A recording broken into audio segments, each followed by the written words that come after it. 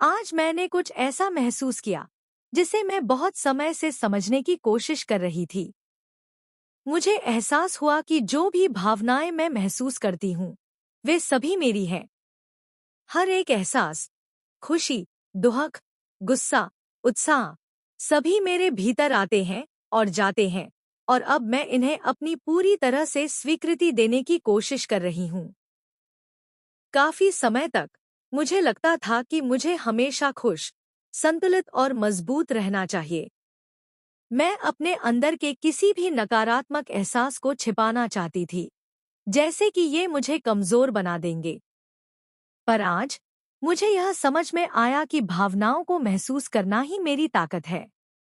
मैं जब पूरी तरह से उन्हें महसूस करती हूँ, तो मुझे उनसे डरने की कोई वजह नहीं रह जाती।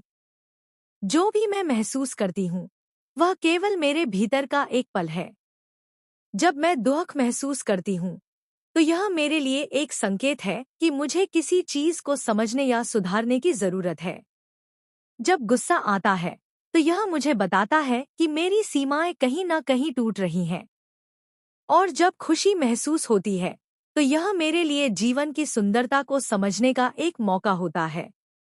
अब मुझे यह समझ में आ गया है कि अगर हम अपनी भावनाओं को पूरी तरह से स्वीकार कर लेते हैं, तो उन्हें पकड़कर रखने का बोझ कम हो जाता है। जब हम अपनी भावनाओं को स्वीकार कर लेते हैं, तो उन्हें छोड़ना आसान हो जाता है। हम उन्हें पूरी तरह से महसूस करने के बाद उनके साथ जीते हुए उन्हें जाने देने के लिए तैयार होते हैं। मैं यह समझ रही हूँ कि मैं अपनी भावनाओं से नहीं हूँ, लेकिन मैं वही हूँ जो उन्हें महसूस करती हूँ। यह मुझे कमजोर नहीं बनाता, बल्कि यह मुझे और भी मजबूत बनाता है। भावनाओं का अनुभव करना और फिर उन्हें जाने देना, यह जीवन का हिस्सा है, जो हमें कुछ नया सिखाता है।